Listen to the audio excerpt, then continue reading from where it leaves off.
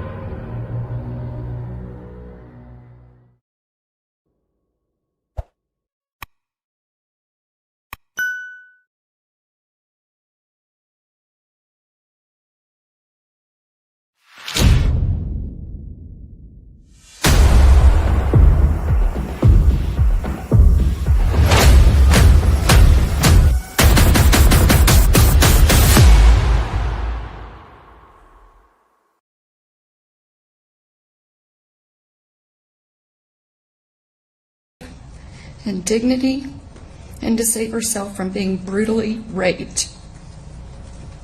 This sick, twisted, and evil coward showed no regard for Laken or human life. We are asking that same be done to him. Most importantly, she was a child of God. She had a personal relationship with Jesus, and she loved being the hands and feet of his hands and feet in this world. This horrific individual robbed us all of our hopes and dreams for Laken. Your Honor, I'm asking you to please give Jose Ibarra the same thing he gave us when he made the choice to take Laken's life and destroy ours. He showed no mercy on Laken when she was begging for her life. I'm asking you to please give this monster life without any chance of parole so that he never gets the chance to hurt anyone else ever again.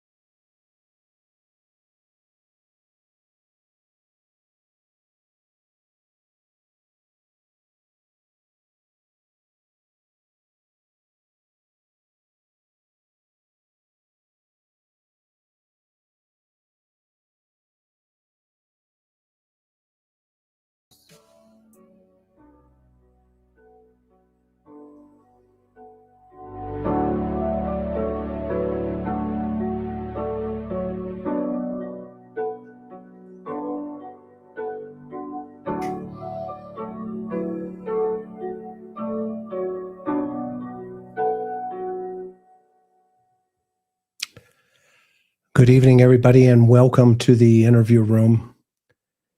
I'm so grateful that each and every one of you are here on this Wednesday evening.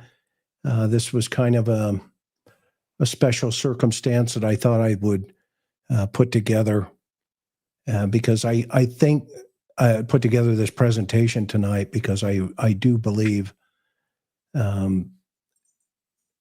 there's not enough information out there for women to always stay ahead of these perpetrators. So tonight is a very sensitive topic, but first and foremost, as I always tell my sweetheart, please remember to prioritize your own well-being first, which means if you feel uncomfortable at any time as we share thoughts and ideas this evening, step away, think about, where we're at, where you're at. I'm going to go over the hunter tonight. And I'm also going to share not only how these individuals and perpetrators think, I'm going to share solutions. But today was a very heavy day for a lot of people. Obviously, Laken and her family and her friends received justice. And that, quite frankly, that should be a wake-up call for Idaho. These individuals, look how fast Georgia took care of this. And I believe that those types of, swift actions allow the healing process to begin, not only for the family, but for the community as well. And I think we saw that in the impact statements today and how swiftly this judge, took over. Even though it was a bench trial, the defense and the defendant asked for a bench trial. The judge did not, cut any corners. And he was swift to justice.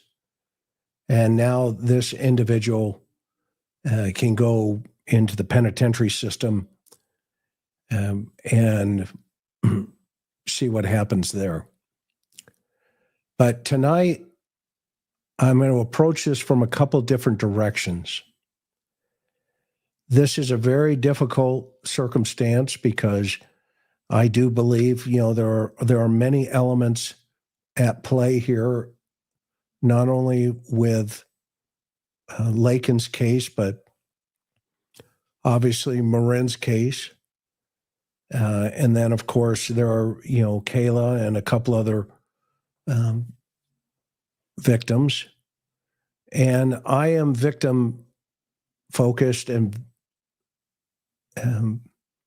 so I'm going to approach this this evening to help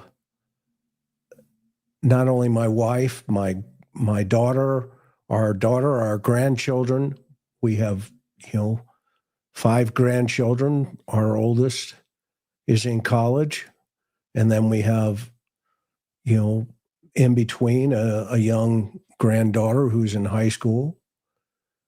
And so these are the kind of things that I would share with them. And I would hope that you would feel that you could, get this into the hands of those you love. Because I'm going to talk about a couple of different things tonight. And I just wanted to give you a heads up. I'm going to talk about who we call the anger retaliatory, and I'm not going to use the R word, assaulter. But you know what I'm talking about. And he would be commonly referred to as the commando. This is a presentation that I have given hundreds of times to law enforcement around the United States. And so you're going to get a piece of what they are learning and know and come to understand about these personalities. I only ask one thing, that you thank our mods, of course, Teresa M., Maui Girl, Mimi J2, Miss Sophia, and Laura. Without them, I can't focus on the conversation here. Please flag any questions you may have so that, I will get to them. And if I always apologize in advance if I missed, something. Please forgive me. It's not intentional. I will try to get back to you, though. So a couple of things I want everybody to understand. Number one is I think we all realize in the human condition that these individuals are out there. And they've been studied for years and years and years. And the difference between an academic study and a practical application study is quite different because, we don't go into the prisons to talk to these guys. We put them into the prisons to be talked to. And so we approach this from an investigative aspect, from a criminal investigative analysis aspect, on not necessarily in totality why they did what they did or do what they do, but rather how do we think ahead of them to prevent other Lakens and, Rachel's, Marin's from becoming victims. So one of the first things I hope we understand, collectively together in the chat and those of you who are watching is these types of situations, if an individual gets to a place where they wake up that day, then a lot of times it's not much that we can do other than what everything Laken did was 100% correct. All the precautions she put into place, all of the friends that surrounded her and do love her and still surround her, her mom, her girlfriends, her roommates, they all did the right thing. And so what I want to do is, again, tonight, I want to talk to you about the hunter. And we're going to call this guy the commando because that's who I believe this personality is. You'll notice tonight or today and during the court hearing, he had no reflection of, self-worth, self-esteem, empathy. He didn't have the ability to feel.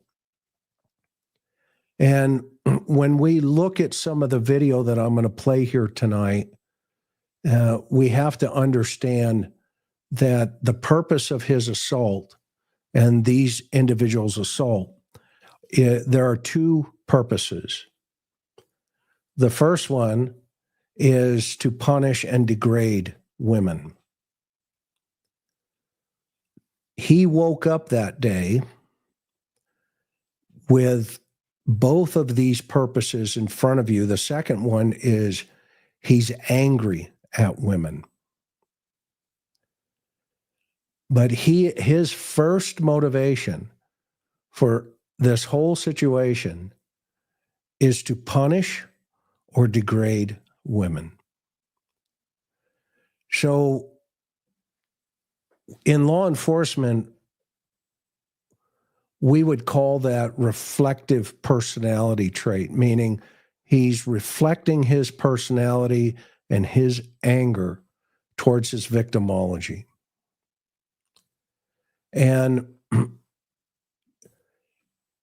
his MO to do that, or method of operation to do that, is sixfold. First of all, his typologies of crimes typically would be spontaneous. And that means when we see what's ahead of us here tonight, you'll understand that box very clearly. The box in the upper right corner, it says verbally selfish, means his communication skills within his relationships are very difficult. It's all about him. It's never about anybody around him. It is 100% focused in his direction. And so that translates into the next box below that on the right. His approach to his attacks are typically blitz in style. And this is what we saw with poor Rachel and poor Laken. And the reason for that blitz is because when we've seen this behavior already displayed in the courtroom, and we're also going to see it displayed in the presentation tonight. The whole reason for this is because he is going to force himself through a very violent manner upon his victim.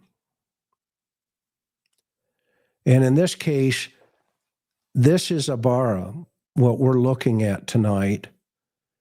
This type of commando, we will call him. There are other words for him, but I'm going to use that one tonight. Because his victimology is very specific. His victimology is going to be close to either his age or a little bit older, but in this case, Rachel was closer to the gentleman in Maryland, and in Georgia with Laken, she was a little bit younger, but they're within, shooting distance of each other in terms of age. And the reason for that is, again, about punishment and control. And these individuals, their method of operation is get what they want and get out of there. So they spend a short amount of time with the victim. And what I love about Laken Riley's spirit is she spent 18 minutes approximately, I believe it came out in testimony, fighting.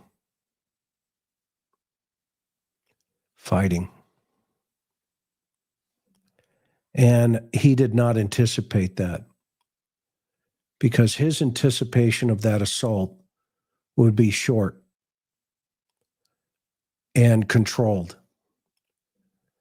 And I'm going to say a couple of things here tonight that some of you may or may not understand or agree with, but I think you'll come around by the time it's over this evening about his MO and how much time these individuals put into this thought process.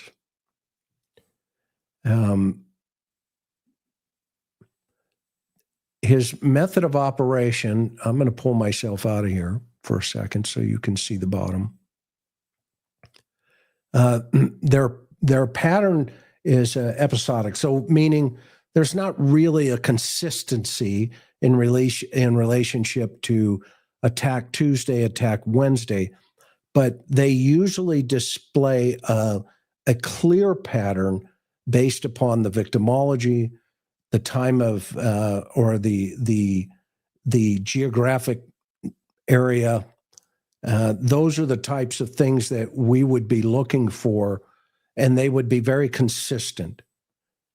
You would see somebody working up to, their behavior becoming more and more violent as they progressed along.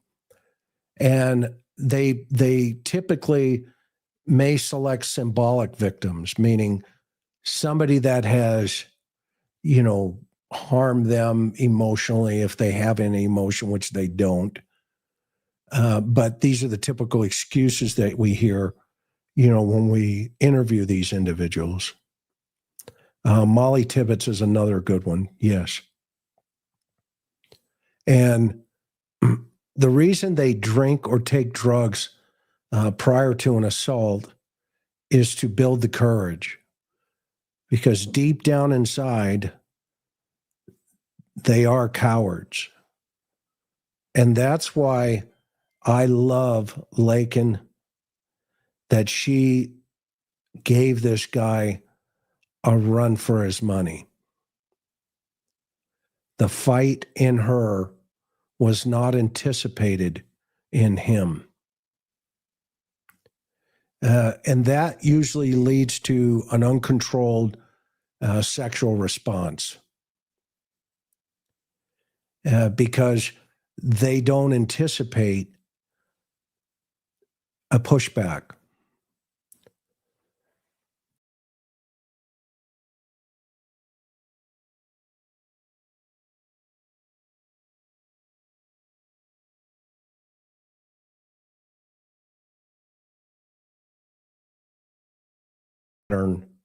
For the victimology, that they see a certain type of victim, and then they will do their homework, i.e., they will start hunting for that particular victim.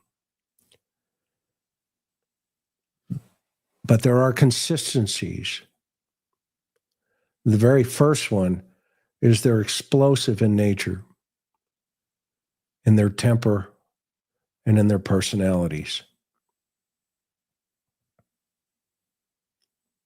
Again, the alcohol, they're very impulsive. And I think what we saw on the video of him hanging out, starting at 5:30 in the morning, then ultimately hanging out at the apartment complex, we're going to talk in depth about that tonight, because I think it's important.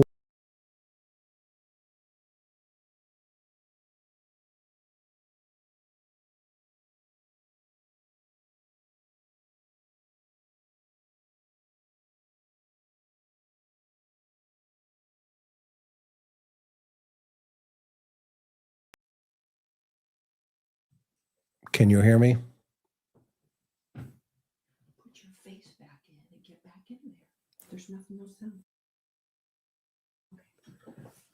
Karen said I dropped off. I guess I did. I'm back. They're not loners. Meaning, if we saw on the video, and thank you. Sorry about that. I hit the wrong button. You should see me drive sometimes. I'm teasing. Yeah, when I drop out, I guess the sound disappears, and I apologize for that. I should have realized that. All right, I won't do that again.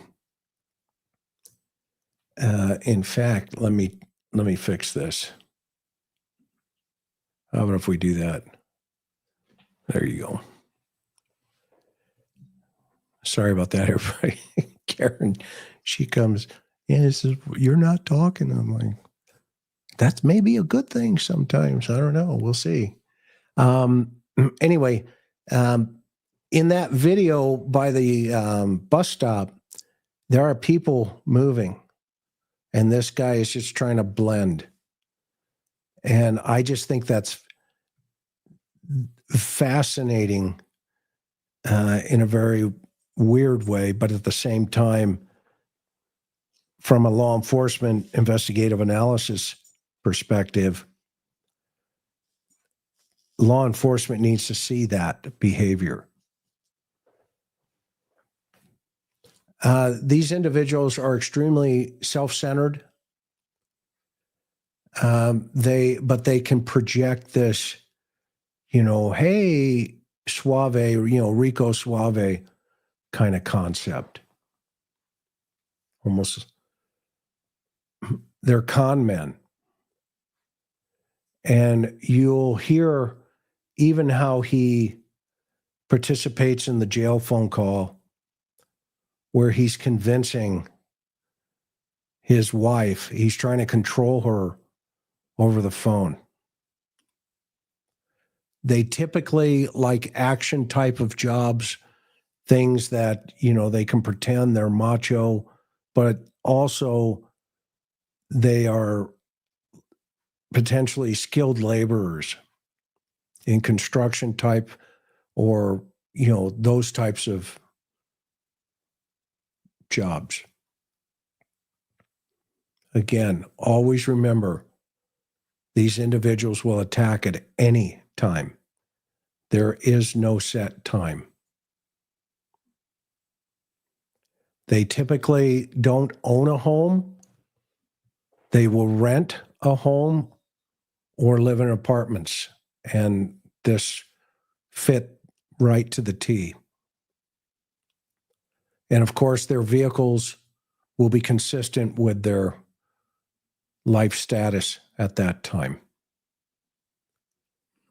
They also have a history of either failed marriages or marriages that are failing in relationship to control, anger, alcohol issues, and dysfunctionality in relationship to other things, going on in their sexual preferences in the family, i.e., husband and wife. Okay.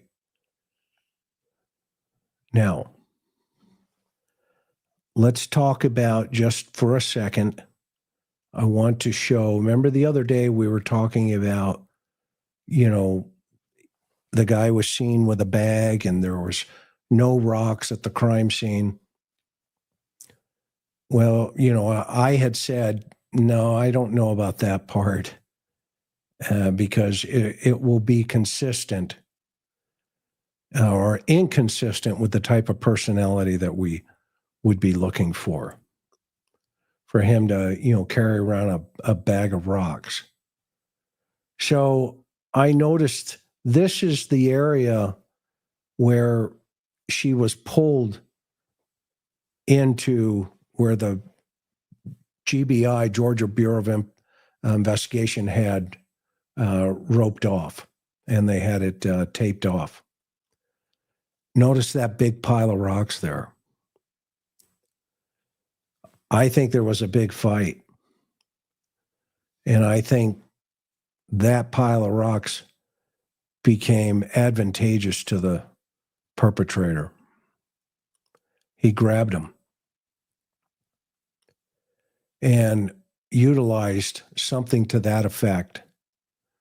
Or after he struck her, blunt force trauma to the head, and we all heard the testimony from the medical examiner, he probably took it with him.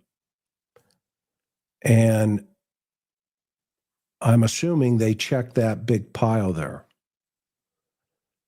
because that pile right there is telling in relationship to, we talk about the geographic profiling aspect of this. This wooded area was 100% to his advantage. And so she got down to about this point, and then she was attacked and pulled into that riprap there. And then on the other side of it, into the woods. So again, I think, as we continue to discuss this evening, a couple of the behaviors that I'm going to make very clear to everybody is when we see this guy, okay, we have to remember that the video that we're going to see, and we've seen it, you've seen it maybe in the courtroom, but the video we're going to see here, what you're not seeing and what we're not seeing as a group is the intensity taking place right before us. What do I mean by that? He woke up that day, got all of his gear ready, and we don't know what was in that bag. I would submit to you it's not going to be rocks.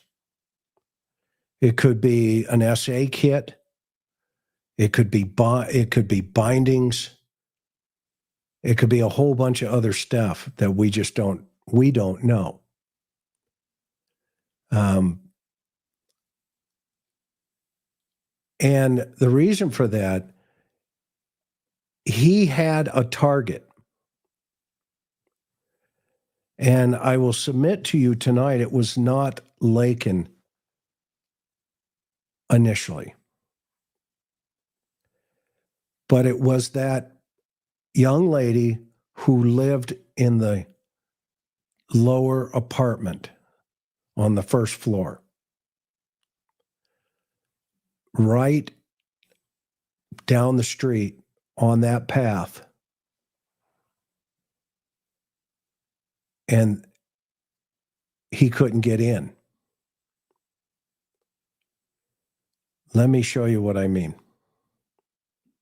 Cyber folder. What is the date and time that we're looking at on the video? Can you show us? It's February 22nd, 2024. And before we talk about what we're about to see, let's get a little context. Is there a bus stop here? There is. Can you point to it with the pointer? There's a pointer right in front of you.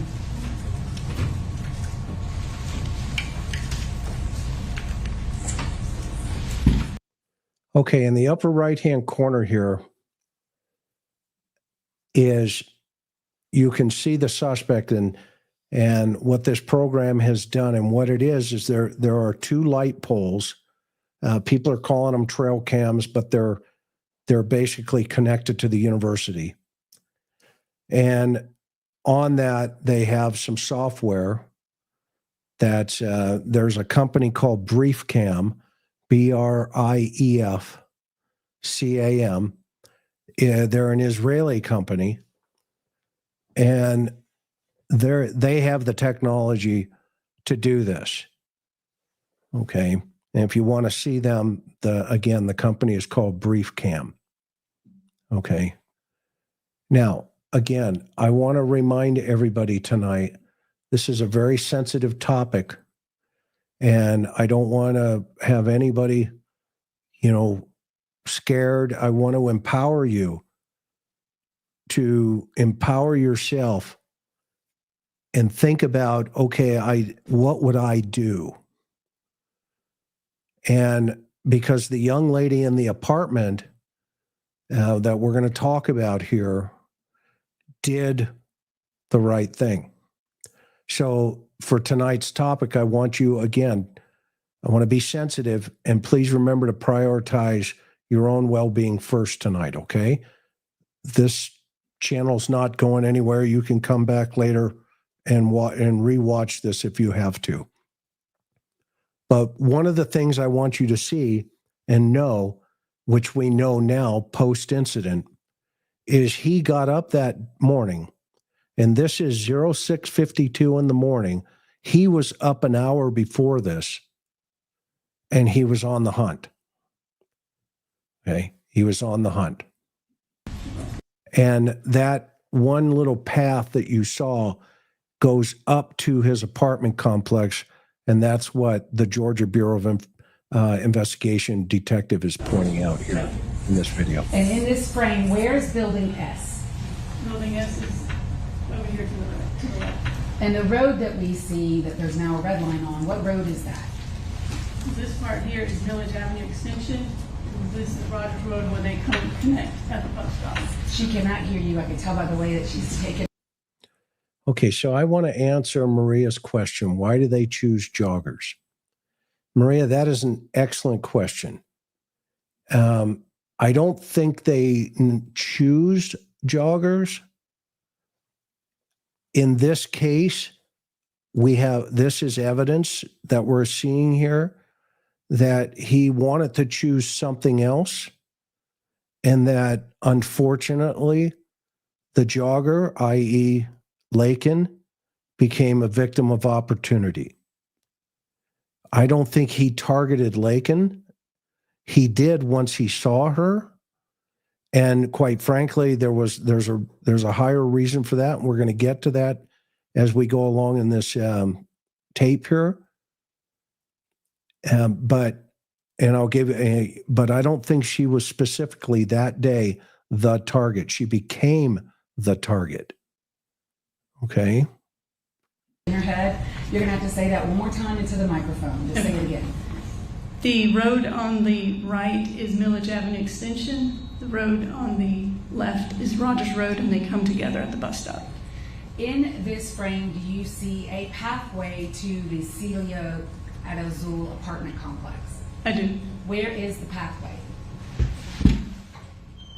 Is that where the individual is coming out of at this point that we see in the frame? Yes, And is there another pathway to that apartment complex? there is. Can you show us that one as well?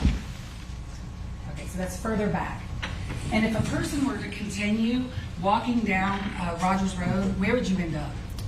At the very end, Yes. it makes a turn to the right, and it goes down to Millage Avenue. And is there a bigger road that is near here? Like, where's 10? Loop 10 is back here. Okay. Okay, this is a great comment. Where did it go? Oh, Lori. It shows how focused and crazy he is. That's exactly right. And now we understand the typology, which we were just talking about, the commando and the blitz type of personality. But the one thing I want everybody to recognize is he is dressed a certain way and he is behaving a certain way. So I want you, by the time we're done here tonight, I want you to know that you can continue to empower yourself. Even if you're wrong, you're right.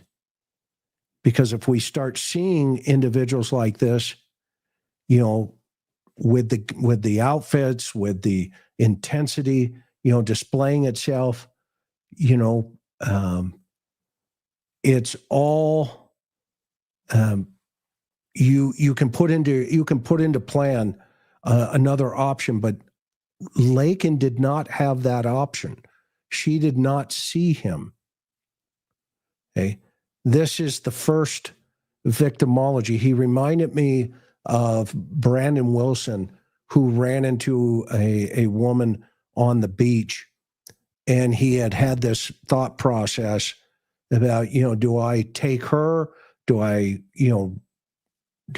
SA her? Do I, 187 her, which is homicide? You know, what do I do? And her instinct kicked in, and she took off and ran over a berm and got away from him. And we'll talk a little bit deeper about that case, but this individual is on the hunt, the hunter. So the first thing I want you to recognize tonight is the intensity that these individuals get. And so you have to match that intensity with your power of awareness. Okay? You have to do that. Okay? Just like Libby and Abby, their power of awareness went way up. Okay?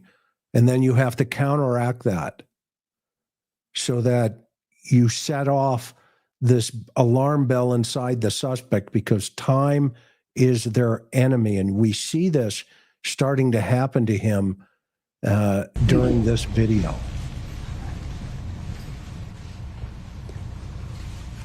This bus stop, is that a University of Georgia bus stop? It is.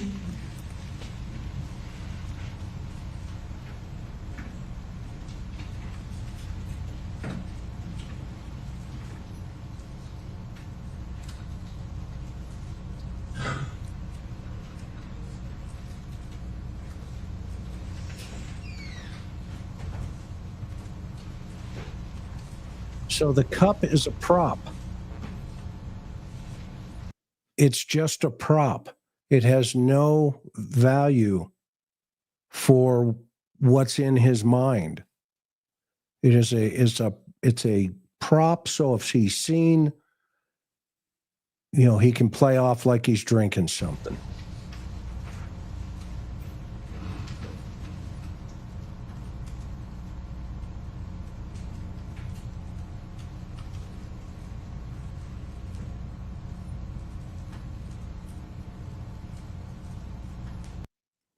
Now, remember we talk about in our suspectology conversations sometimes, we talk about an offender's risk level.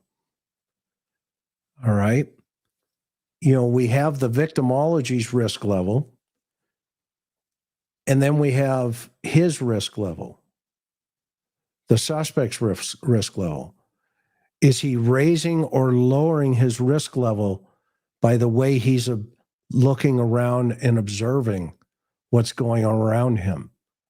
Okay. He is already, I will submit to you, he's probably done this walk 50 times before he even got there. He lived right up the street there and up that path. So before he left his house, I guarantee you, if they went back and played back more tape, which they may have done, and we just didn't see it in this trial, then he is probably doing a pre-surveillance, pre-incident behavior. Because when you see him start to look around like that, okay, and checking out his environment. Now think about that. He is lowering his risk level, and he's going to take action as a result of that. He's counter-surveillancing the neighborhood. I am going to pause at 6:53. In this frame at 6:53, do you see apartment 114 in Building S? I do. Can you please point it out to the court? So it's the lit up door at the bottom floor of Building S. It's the southernmost tip of the building.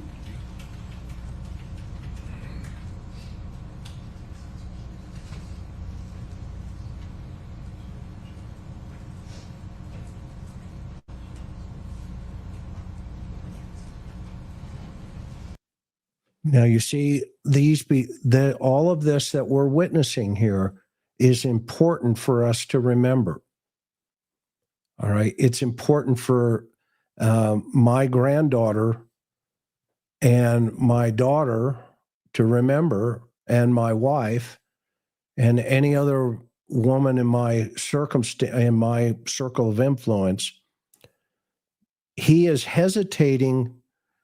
Not because he wants to, but because he has to make sure that he's lowering his risk level, and he's going to be what we call a chameleon, where he will adapt and improvise and blend into the environment. But he is on a mission, and that mission is that door on the first floor. At the bottom there's a stairwell there, but that door straight that he's standing in front of, there's something there that he wanted that day, that morning at 6:53 in the morning. So we'll learn what was behind that door, and the possible potential victim would have been. He's trying to basically measure a counter surveillance. Notice he's standing between the trees and the cameras, and he's covered his head. He's got the hat down, his head's down, but he's very aware of his circumstance and surrounding.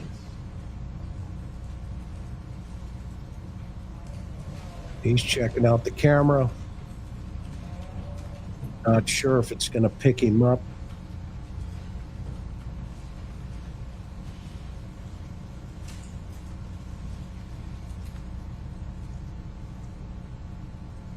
Thank you, Katie.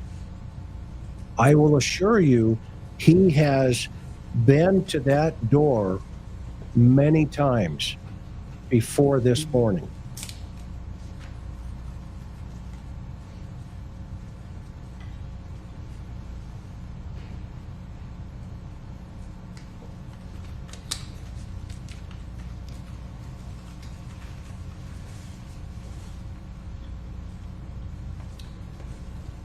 Now, he's lowering his risk. He's not sure what, but he's hiding behind the tree. He's not sure what that camera is getting, or he's waiting for the target to present itself.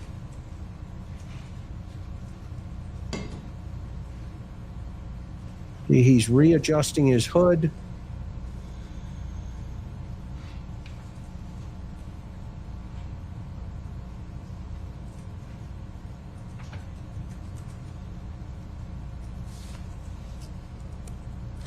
I'm going to stop it at 6:54.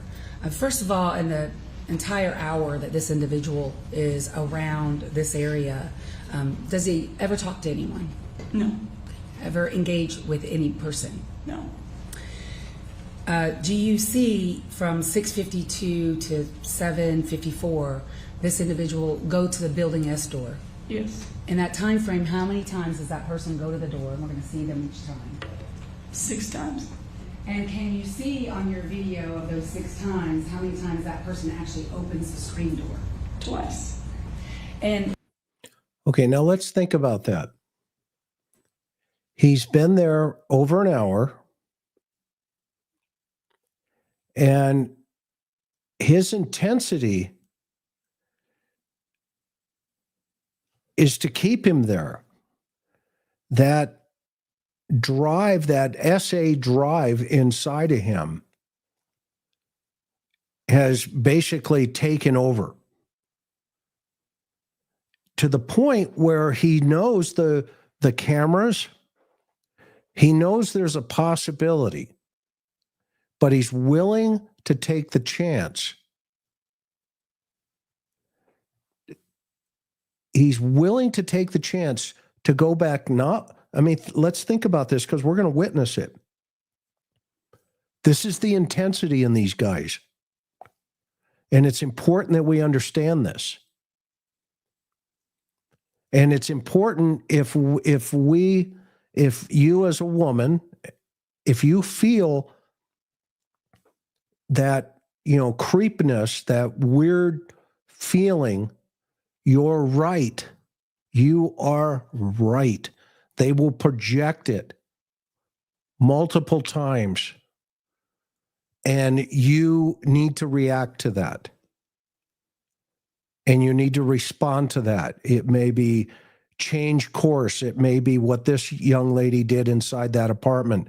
She looks through the peephole and, those kind of things. Okay. I don't think, Laken knew he was coming, because he leaves this apartment, and we'll get into that in a minute. And she never saw him until it was a blitz. Okay. So just remember that their intensity is not going to go away.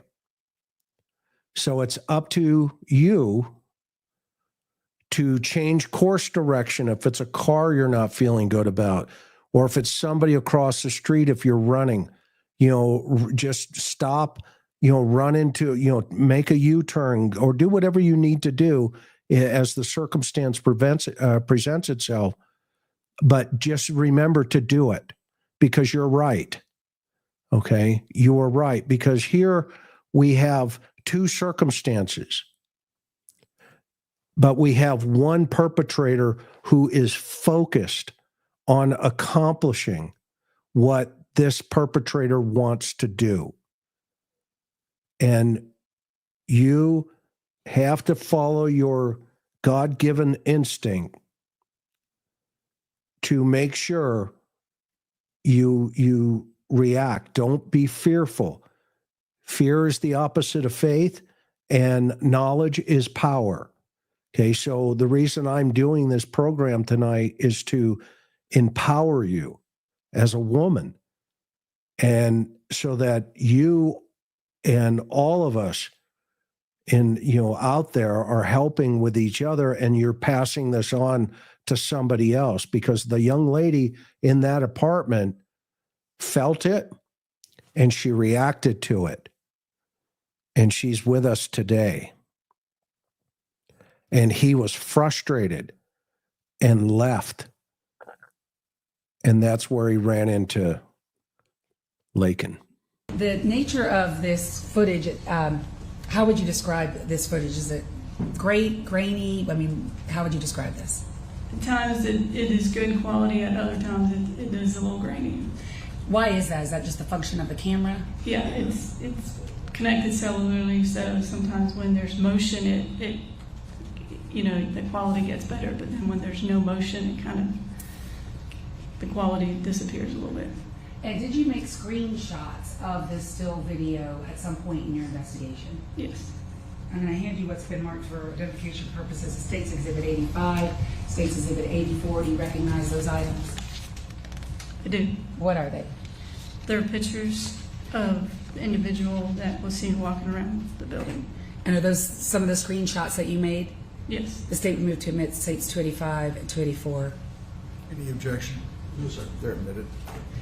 And were you all, or were you, in your investigation, attempting to identify the clothing and items that this person was wearing? Yes. And in your review of this video, were you able to see, first of all, gloves? Yes. Can you point to those? What color are they? Black. Were you able to see a cup? Yes. Can you point to that? And then were you able to see a bag? And it may not be best in this video at this point, but in one of your still shots, can you see a bag? Yes, I can. Can you please, I'm going to just show it to the court. Is it where my finger is? Yes. Okay, that just needs a way to do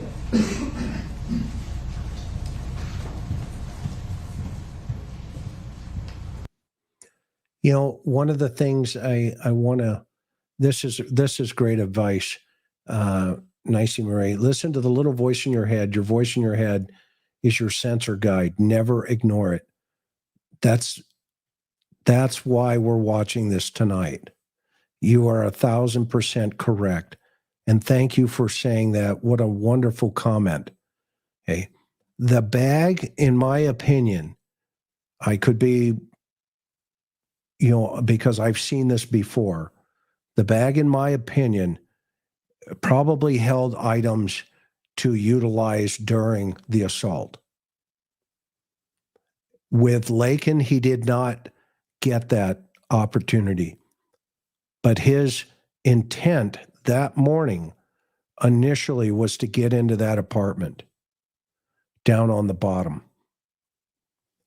And his frustration level got to a point where he took off and unfortunately was waiting like a spider when Laken came by, and he attacked her viciously, evident of the fact that her blunt force trauma injuries are personal in nature when she's fighting.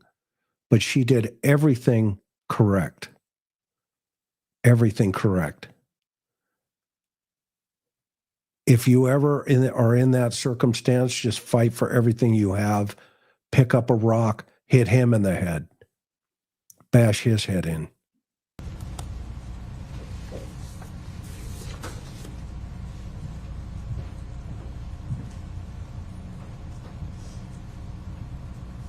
Oh, is that a better view of the bag now? Yes, it is. All right, at 654.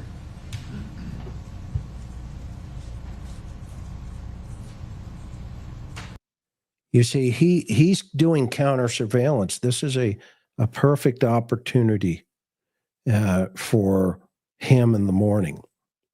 I interviewed a guy. I think I shared it with you in the past, but if I haven't, forgive me. But when he would do his surveillance like this, he ran across one lady that had put a huge pair of boots out in front of her apartment. Every night when she got home, she would put these big boots out there, and the suspect thought there was somebody inside, visiting with her. So may I make that suggestion? If you're a single woman or a college girl and you're out there, please make sure you can, put a pair of boots out there or something to that effect. Get some bear spray. Keep that with you. That stuff is really good.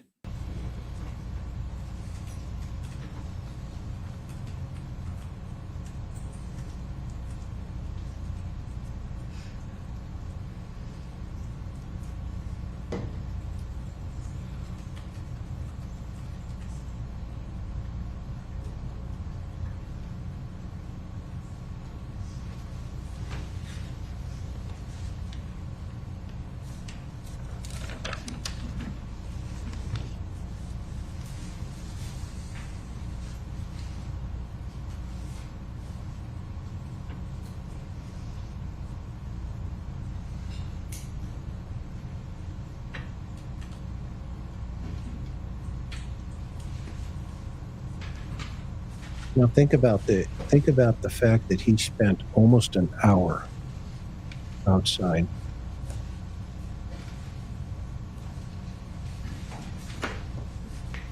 Is there any question of his intent?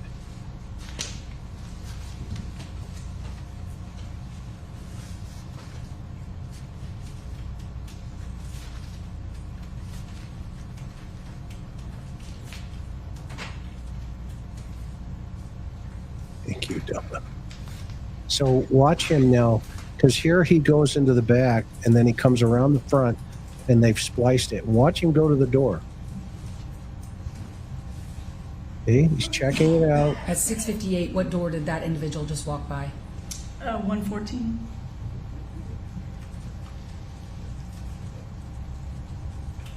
Yep.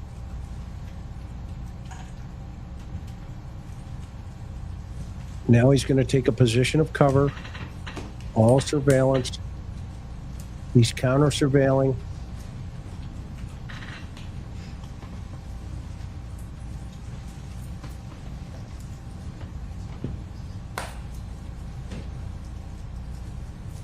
He went around, came back. Now he's at the door. Are we seeing it? Okay. You notice there's now a guy at the bus stop.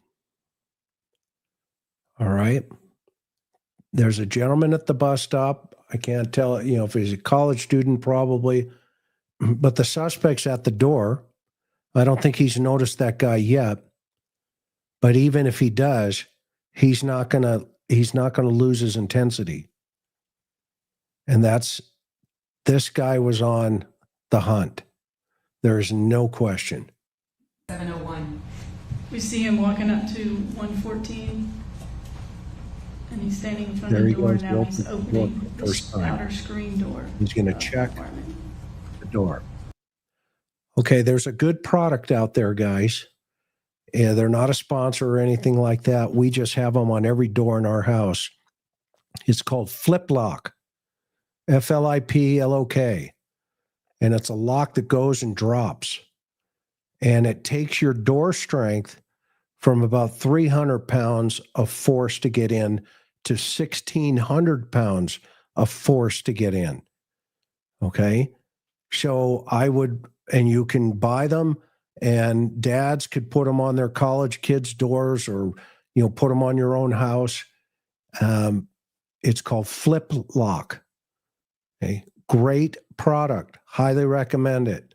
They're not a sponsor or anything like that. If anybody knows them, maybe they would be a sponsor, but this is the kind of circumstance where you're thinking, and where you should every single night, the moment you walk through your apartment door, turn around and lock it. Or like we do at our house, I turn around and hit the flip lock. And that hits 1,600 pounds of pressure to get through that door. Basically, you're going to need a ram to get through that door. But what he's doing is he's checking that door. He's checking the lock. He is on a mission. His mission was to get into that apartment. That morning. That young lady was protected by God as well. But man, that's intense.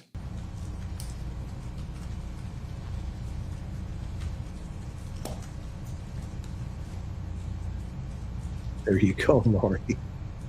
Exactly. Look at him. He's still at that door. 1 minute, minute and a half. He now notices Now the he walks guy. back behind the building. And he goes behind the building. But what's he do? He's peeping.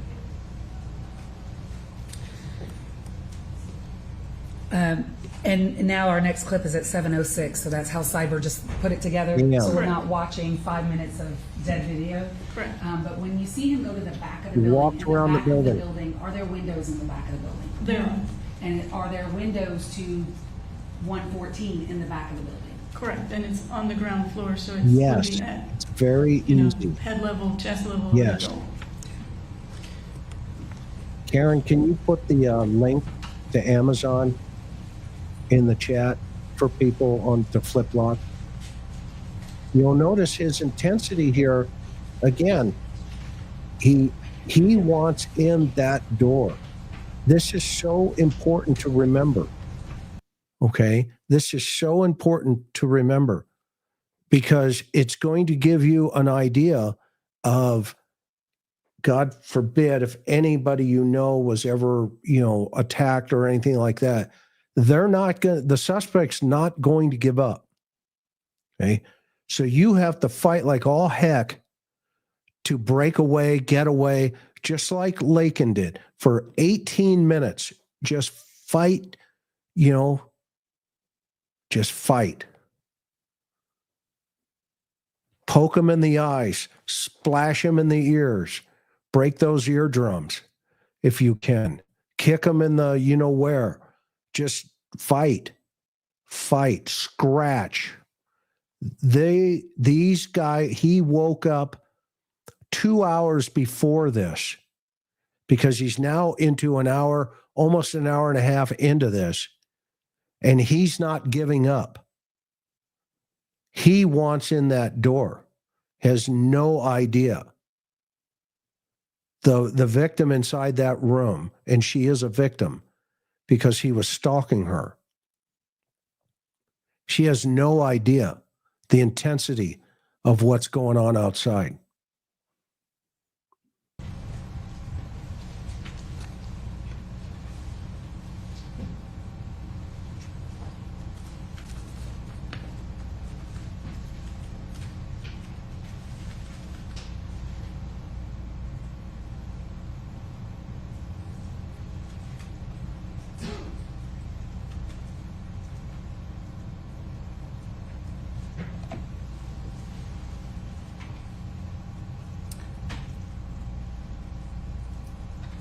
See, This 7:09 clip where I'm pausing, in what direction is now this individual going? He's walking south.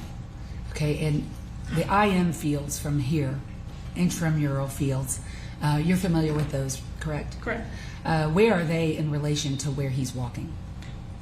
They're to the east of that, southeast of that. But you can access it by going south and then turning east. Okay.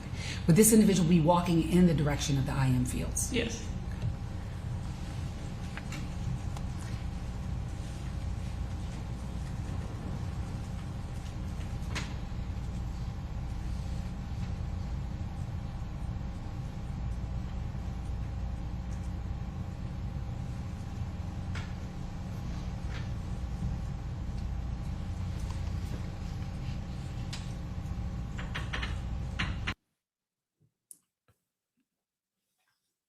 This is a great question. Did he target her because her blinds were up and he peeped before like BK?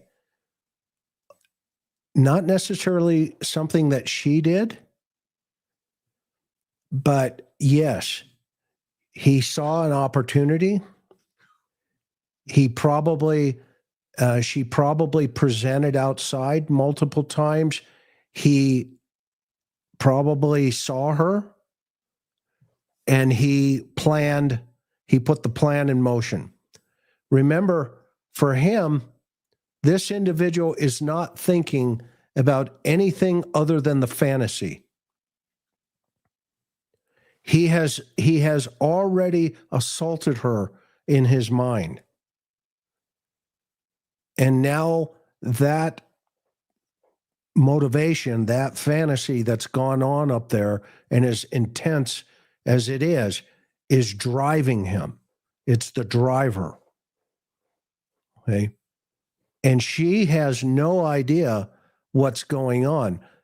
The more he goes behind that building, the more intense it becomes. Okay. It's again, it's almost like, a magnet on this, massive bullet train. He can't let go of it. And the only way you can break from that is to get out of the environment as quickly as possible. But he is not leaving.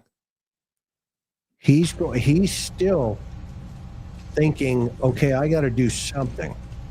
Something's got to go here. And he goes down the path at 0733. So now we're at 7:33. So between 7:09 and 7:33, do you see this individual on this trail cam? No, I do not.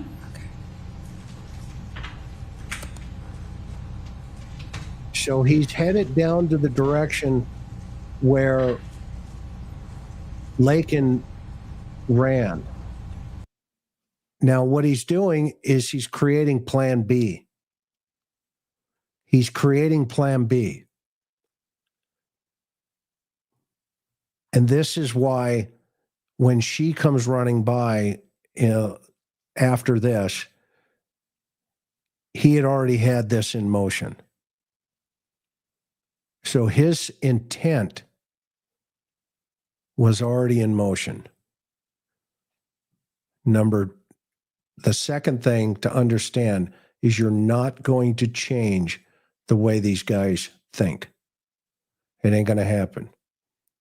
They're broken. That's why there are that's why we register these guys,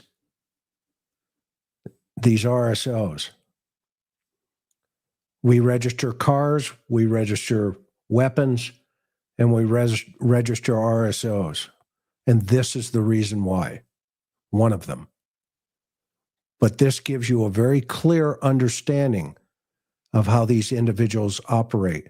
I will be showing this video hundreds of times in classes with law enforcement.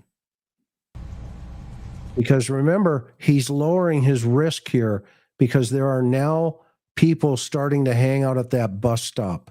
And that first guy that he saw, notice his thought process changed for a moment. And he went to Plan B. He walked down and then he went down the path, but now he's on his way back.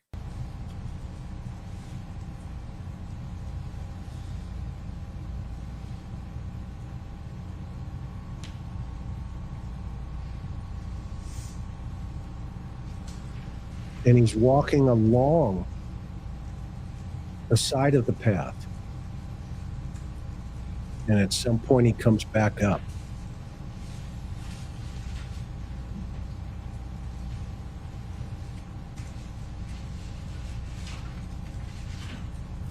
In what direction now at 7:34 is that individual walking? He's walking north back towards Building S.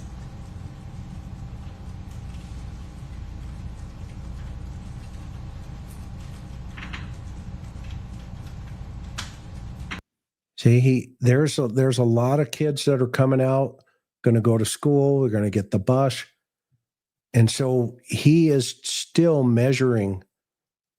He's putting his foot in the water, and he's not going to give up getting up on the high dive and jumping in.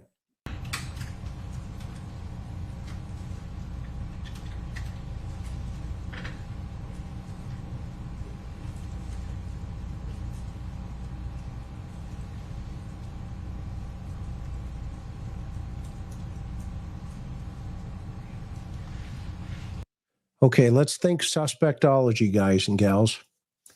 What do you think he's doing here? What's going on up here, do you think? And I know it's speculation. Of course it is.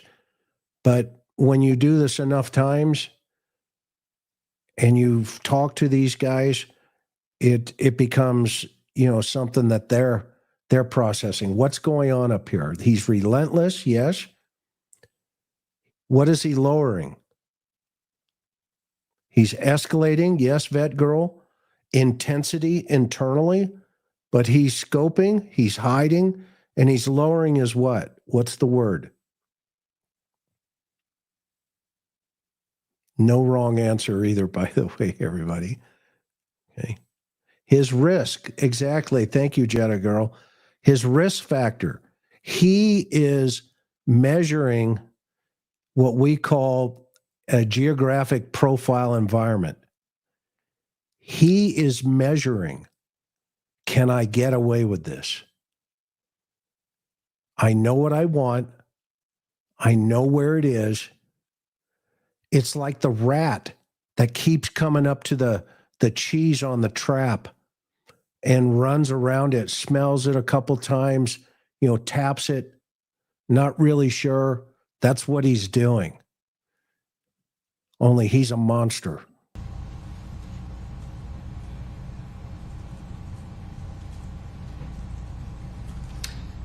I'm going to pause it at 7:39. So the last clip that we saw at 7:33, did that individual go back behind Building S again? He did. Okay.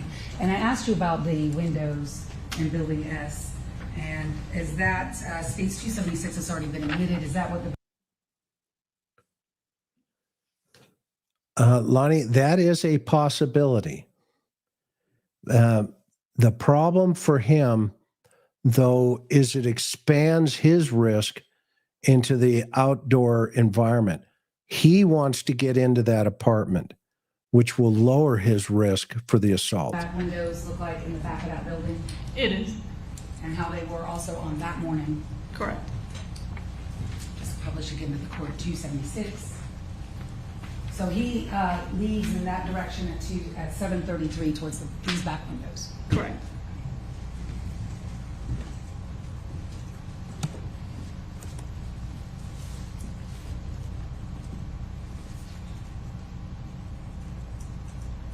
Now, he knows there's a guy right there at the bus stop. So he's going to pause. He's hiding behind that wall, which is the stairwell. But he's not leaving.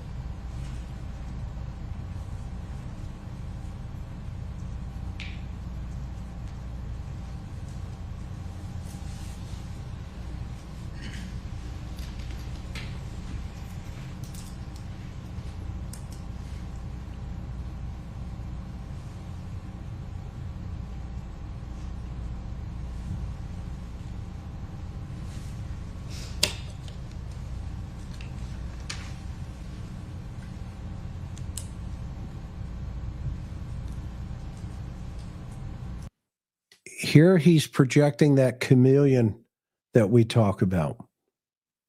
Okay. He's just hanging out. You know, I'm just going to kind of blend in. That's what he's trying to do. You know, I'm going to change the, you know, my public persona. He's projecting his public persona. But behind that persona, the clothing, the cup, the bag, all the amount of time, the surveillance, the pacing, you know, the peeping Tom, that's the secret life. All of that is taking place simultaneously with a public persona projection. Do you see now where the three lives make sense? Public, private, and secret.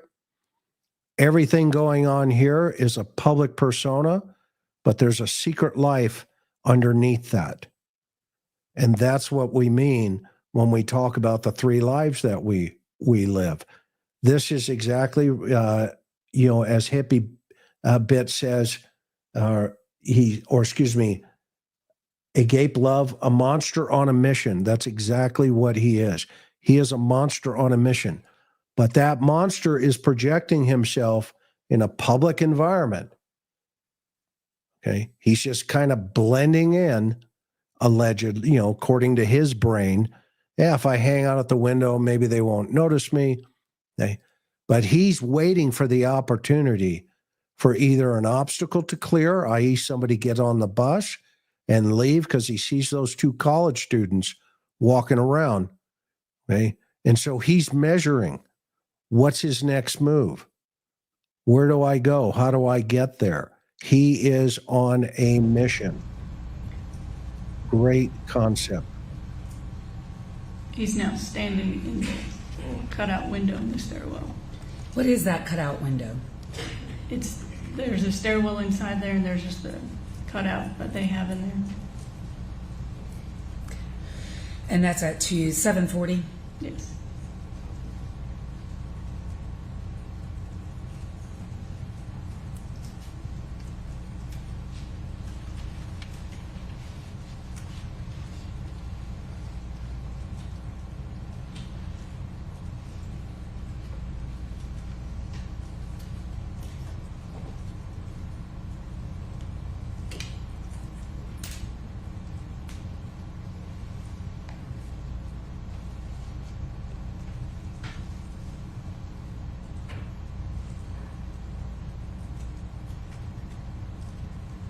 You know, isn't this crazy?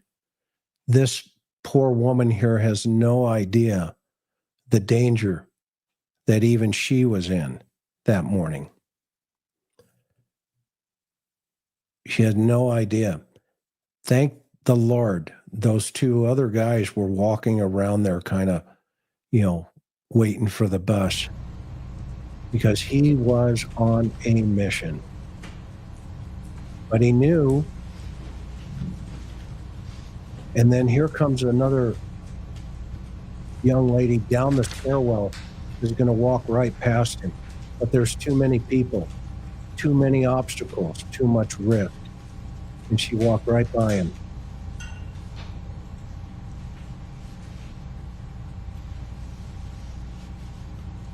Now that tells us something, okay?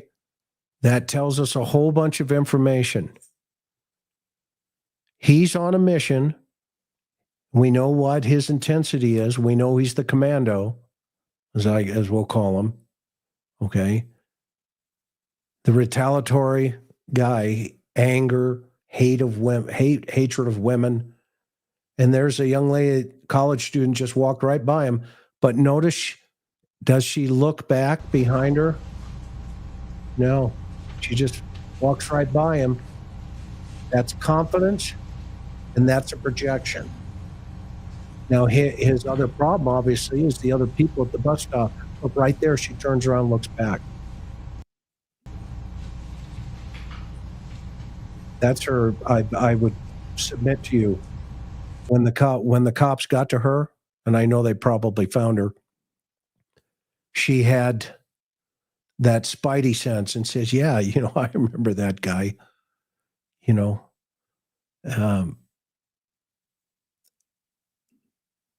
Are they brazen because of catch and release? No, I don't think so. Purple Turtle. I will put money on it that this guy has done this in his home country of Venezuela many times. This was not this guy's first rodeo. He's too confident.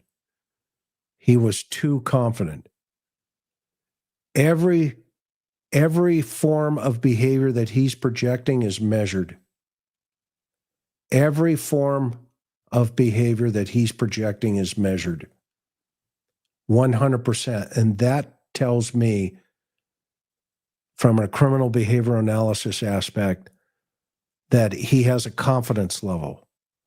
And that confidence level was learned.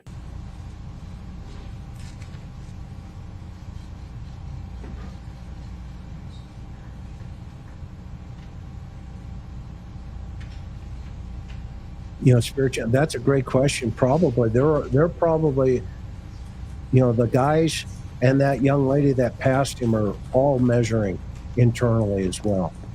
I'm not sure about that guy because they've not seen him before. Look he's just I'm just hanging out. He's on the second floor now. So he went up the stairs. What floor is he on now? 742. He was on the second floor.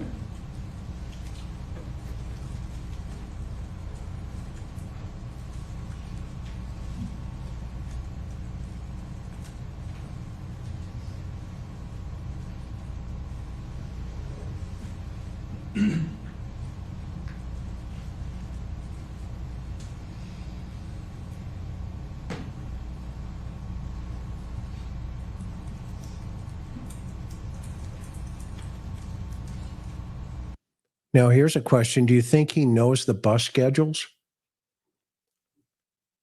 And if he does he now know that this is a window of opportunity for him to make a move again? Because watch what happens.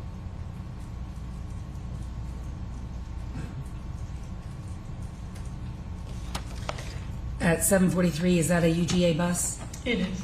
Does it pick up presumably students or the people that were waiting at the bus stop? Correct.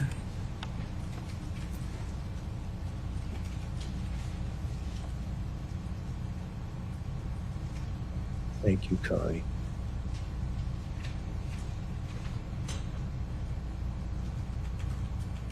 Coma.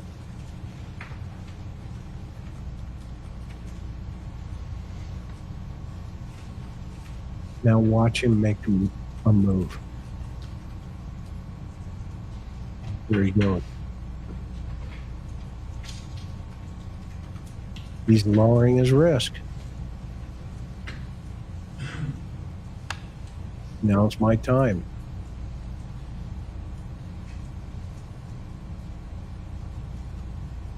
Comes downstairs, see he's moving. Where's he go? He pauses. Pretends. 744, what around. door did he just walk by?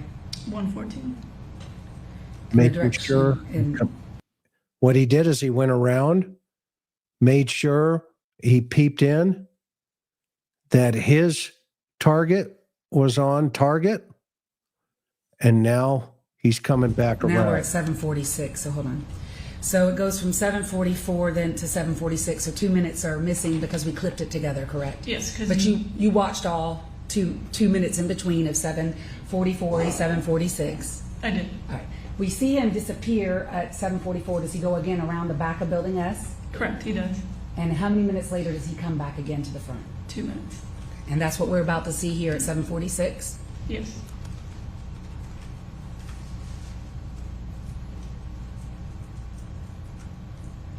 Back at the door. Trying it again, looking around.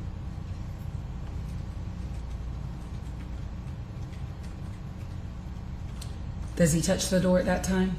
It appears he does. All right.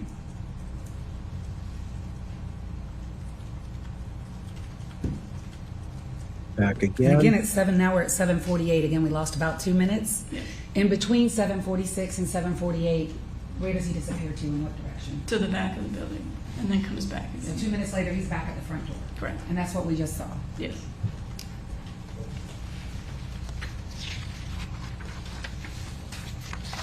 And now at 7:48, again, where does he go off to? To the back of the building. Now we're at 7:49. He's back at the door at 114.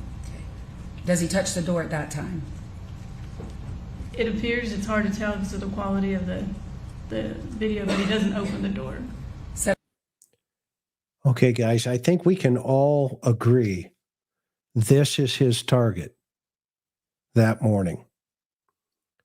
And now it becomes even more important to understand that Laken was a victim of opportunity and that his frustration and fantasy had been building for hours with trying to make his move into that apartment door. For somebody to be this brazen, there is no way he's never done this before. I've been in this business since 1982. You know, I will put every dime of training I've ever had that this guy, this guy has a history. We just don't know what it is yet. But you do not get this intense like this unless it has worked for you in the past. And his intensity level here is turning into frustration. And so he keeps going behind the building to make sure maybe he's doing something back there to draw the victim, to the front. Because the victim testified, she kept looking out her peephole and she saw him at the door. And she was not going to open that door for the life of her. 7:51 now. He's just standing in the area. And when he left the frame at 7:49, which direction did he go? Back towards the back of the building. And then at 7:51, we now see him again on the screen. Correct.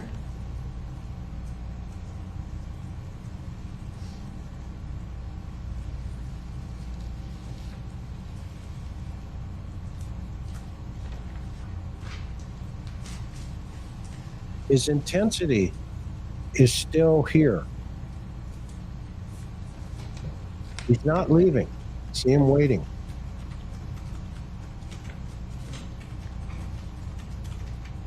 Now he opens. What do we see here at the door and tries 7:54? it again. 7:54. He had, from that 51, he had gone back behind the building and come back to the front of the building, and he was standing at the door. And can you see him open the door here Yes. at 7:54? Yes. Okay, in this right here, she looks out, sees him, and presses 911. She was in the shower, I believe. And he was trying to get in through the front when she was at her most vulnerable state in the back.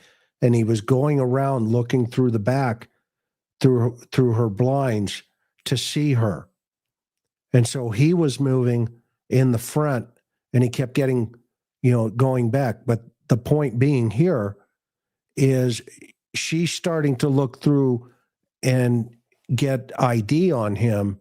And he now he's getting nervous. And what does he do right there at 7:50? Always remember, time is their enemy.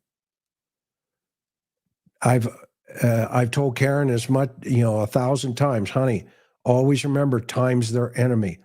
Burn up the time, whatever that means. Either get out of there quickly or somehow hide and stay in the environment that you're in. And friends, do not ever just open the door if somebody knocks on your door.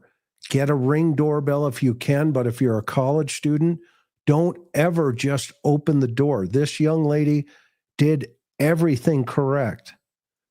Okay? And she was winning here. She's winning because his intensity, as we can all see here, is to get into that apartment. 54. He is ducking down.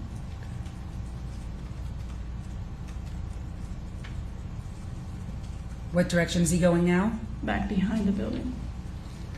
And we just lost 2 minutes. We're now at 7:56. So you described he ducks down at 7:54. Correct. He goes to the back of the building, Correct. and then you don't see him again until 7:56. Is that right? So there's 2 minutes that we don't see in this clip, because we're not going to sit here for all this time, where you don't see him on camera. That's right. So you see him again at 7:56, and in which direction is he going now? He's going south, Towards, the IM fields.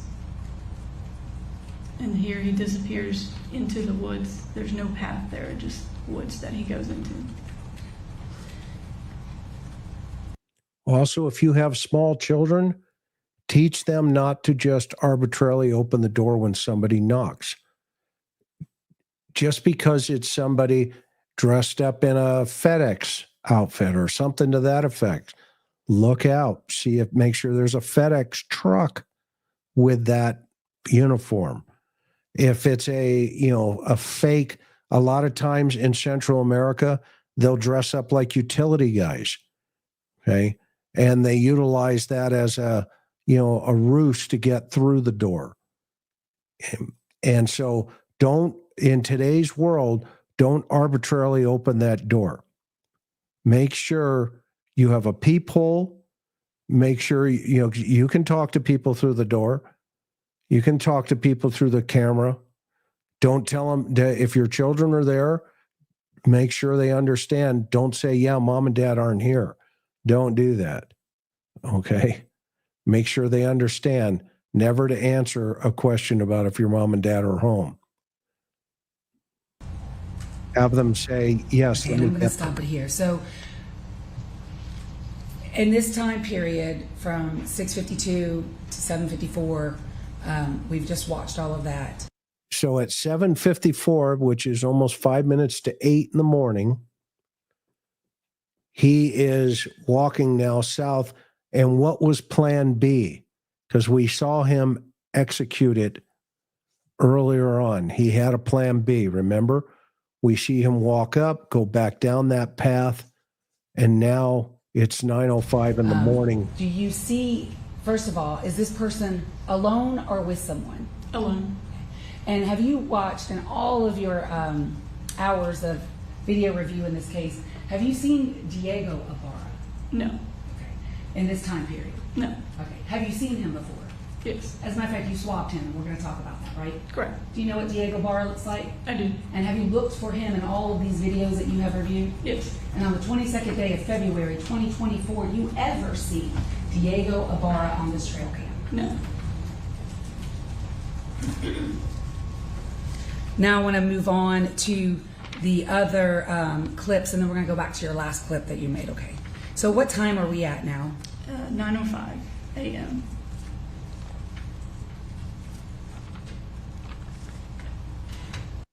Okay, 9:05. So 1 hour later, this guy has been hanging out on that path, planning the same way he did, which we just witnessed at the apartment. So now he is going to put into motion plan B.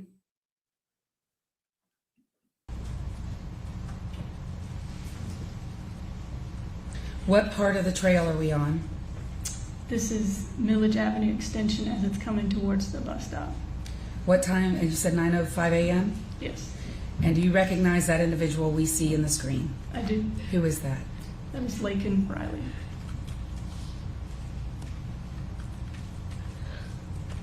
Do you see if anything she has in her left hand? She is holding her phone in her left hand.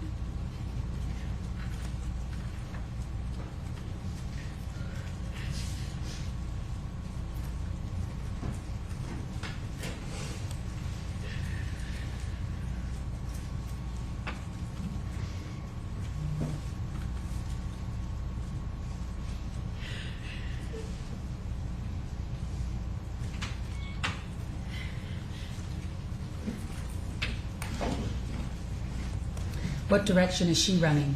It's running south. And was that also in the direction of the IM fields? It is.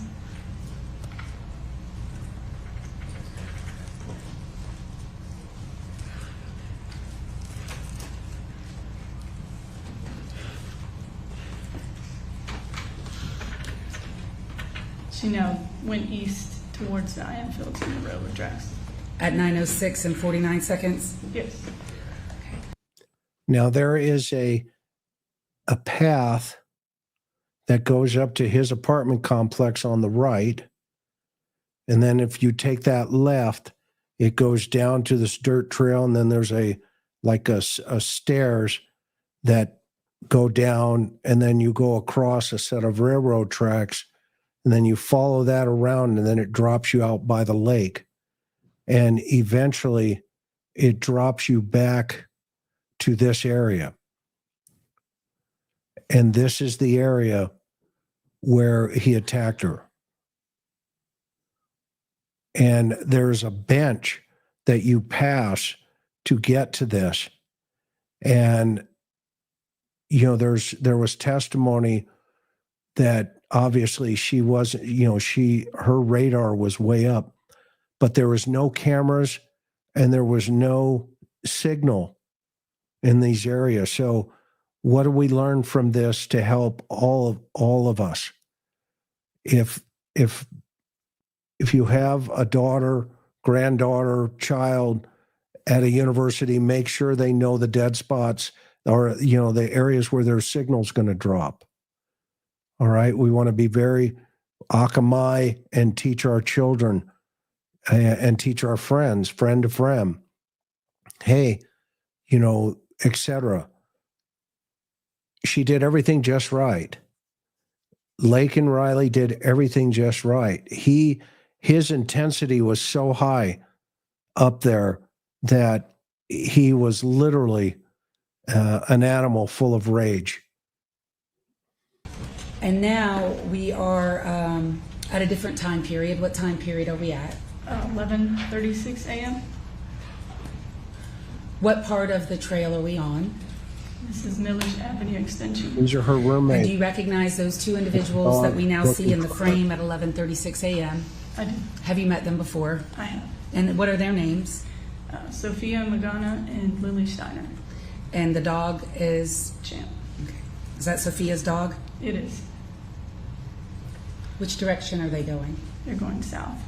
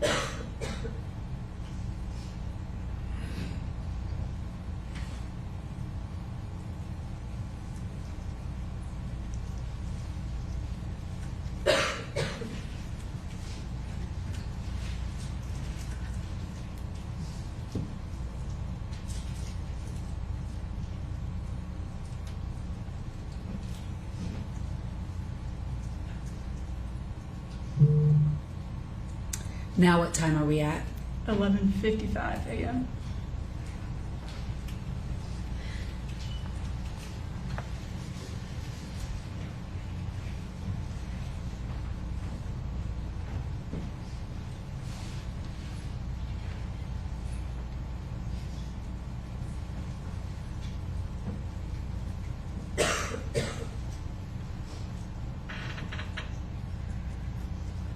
And who do we see in the frame now at 11:56?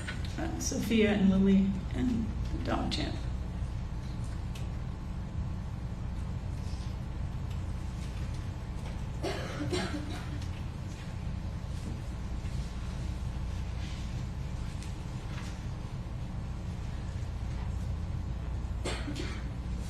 Now that it's the sun has come up, how would you describe the lighting that day? It was, I think, partly sunny that day. It was a little bit windy. I have to load the Gen-Tech player for this. This may take one moment. This is why we decided not to play it this way. It's a great DA. Non-emotion over here.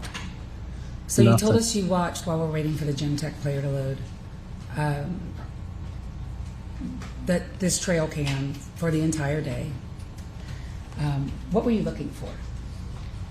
Anybody that matched the description or anything that would have been suspicious activity.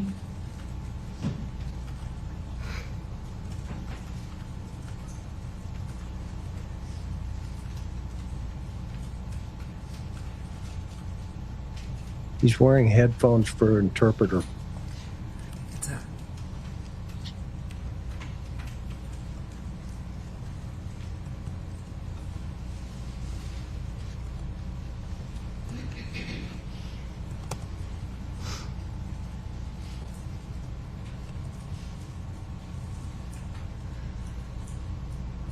I have my hand down the side here. Buddy's licking my hand.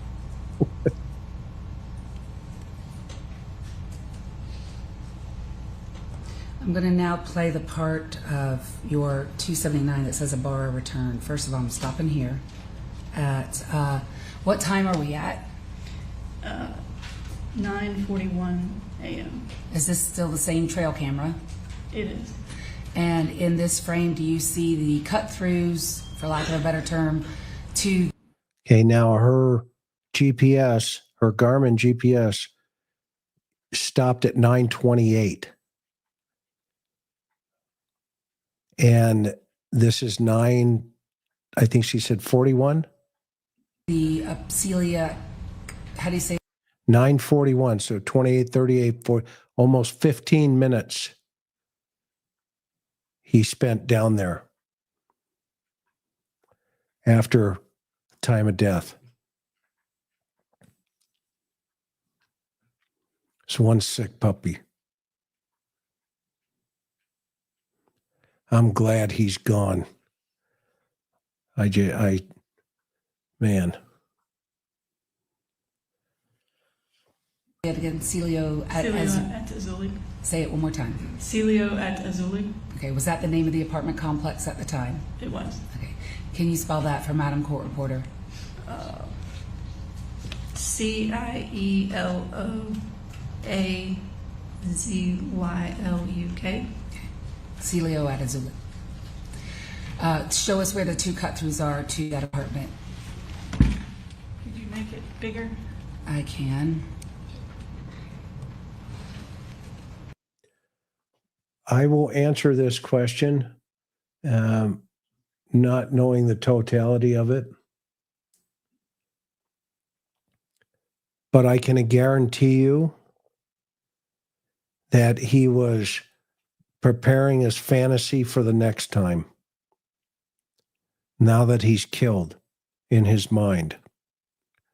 If he hadn't already killed in another country before he got here, like Rachel Moran's killer. He was wanted, the Rachel Moran's killer was wanted in El Salvador for killing. So all of that fuel in the morning, we're at 9:41, almost 4 hours, almost 5 hours later from when this guy woke up that morning. We would have to talk to him about this one, but that wouldn't be out of the equation in all reality. Okay. And in this situation, he is fantasizing. Remember, the fantasy never goes the way they want it to, ever. Ever. The fact that he had to move her and pull her 64 feet off the trail, the fact that he had to use a striking weapon, i.e. a rock, for blunt force trauma. But what he came out of that with, evident of the fact that he went home and he fell asleep like a baby, that tells us all we need to know about this guy. That tells us all we need to know about him. When the cops got there, he was sleeping because he'd gone to work. And this is what I tell you, we've talked about this in, many times on this channel. These guys go to work. I've interviewed hundreds of them. They wake up, today's the day, they're going to accomplish the goal, evident of the fact that he got his uniform on. He knew what the target was going to be because he surveilled it. I'll guarantee you, he surveilled that apartment building. He didn't get what he wanted at that moment, so he said, you know what? I got a plan B. And he went out and he walked down that trail. He'd probably done that trail 100 times. And he knew, okay, plan B, maybe I could get, another opportunity.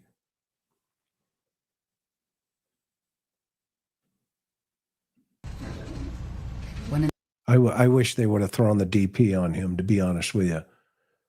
The bottom screen and one in the middle of the screen. Correct. Play at 9:41.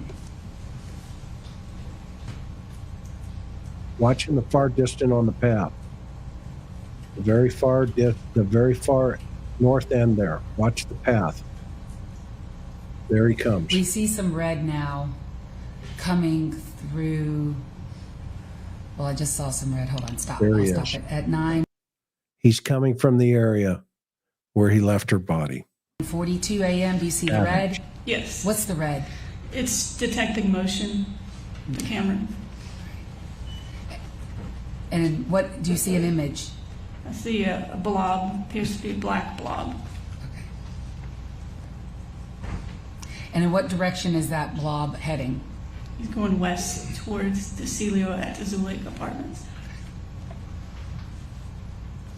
I agree. And during this time period, when you watched all of this trail cam video, did you see anything else suspicious or that got your attention, or any other people that got your attention? No.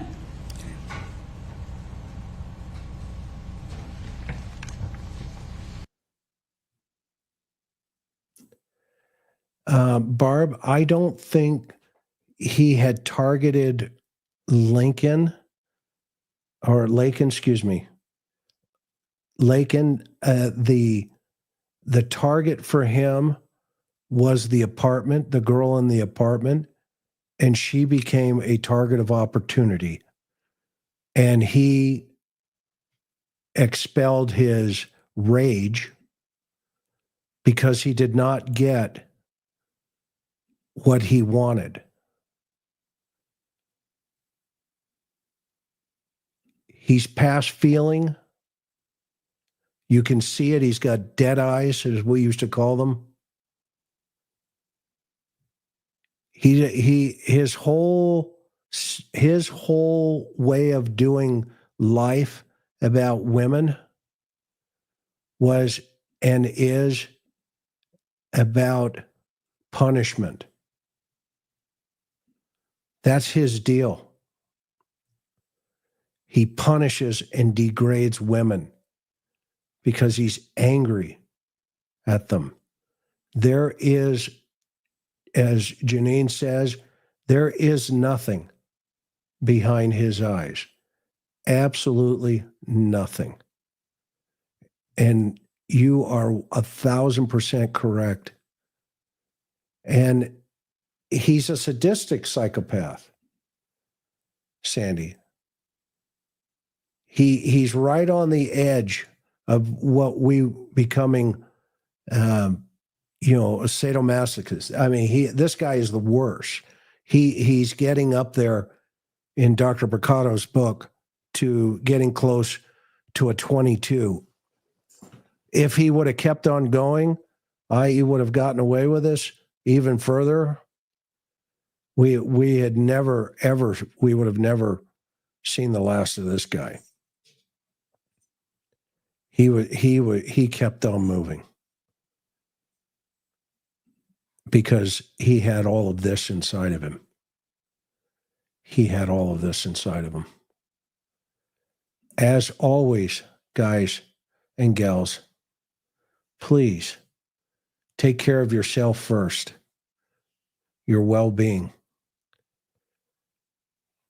Just remember, there was nothing anybody could have done that day. Unfortunately, as we heard from her mom today during the impact statement and from her friends, she became the hands and the feet of the Lord in her life. She changed the world, evident of the fact that we're talking about her this evening. And I can guarantee you that Laken has made a difference in the world. And hopefully we can get a handle on some of these folks out there. Aside from Laken having gone jogging alone, what, if anything, could she have done to protect herself? Pepper spray, a running companion. Abby and Libby were together and they were still killed. Pepper spray and a running companion, great ideas. The buddy system always seems to work. Always. That's why, quite frankly, I am against males in women's bathrooms. Don't misunderstand where I'm going with this. It's not political for me. This idea, I stood over Matthew Checky, a little boy who was slaughtered in a bathroom, and the motivation behind that was sexual deviant behavior. People may not agree with me, but you know what? I was a vice detective as well from 1984 to 1986. Those bathrooms are not just to go to the bathroom.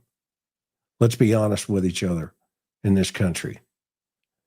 Women need to have their own safe spaces and facilities. Men need to have their own safe spaces and facilities, and others, however they declare themselves, need to have their own safe spaces and facilities. They should never, ever be mixed, ever. Because remember, we only register the type of people that go into those facilities if they violate, the laws of nature, for lack of a better term. So I make no excuses for my feelings there. I've spent 42 years in this business, still do it every single day. And, I'm not going to apologize to anybody. Until you've stood over the body of dead people, children, transgenders, whatever, I've stood over them. They're dead. Then, it is what it is. But we need to get back to fundamental common sense. And what Laken did was not her fault. There was nothing she could have done, because this guy was on a mission to violate somebody that morning and that day. And she came into the universe, and the universe responded negatively. So there's nothing she could have ever done to change the circumstances as they exist. So thank you, Lisa.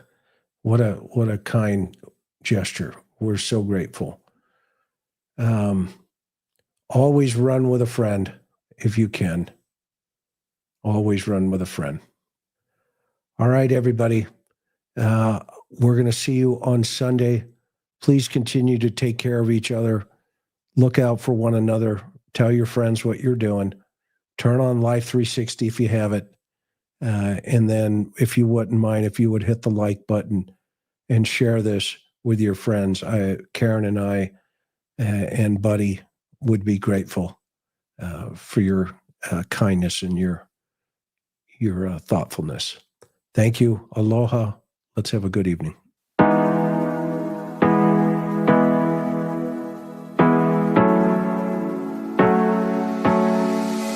Hard working every day, I'm stressed out 24/7, babe. No timeouts, wish we could fly away. You and I go to our favorite place. Oh yeah, make special memories together. I'll be your company now and forever. I say we fly away, you and me, go to our favorite place. Feeling the sun on my face in Hawaii. With you, Hawaii. With you, Hawaii. With you, Hawaii. I need a summer breeze, some fresh air to put my mind at ease. No cares. You wanna come with me? Me and you go to our favorite tree. Are you ready now?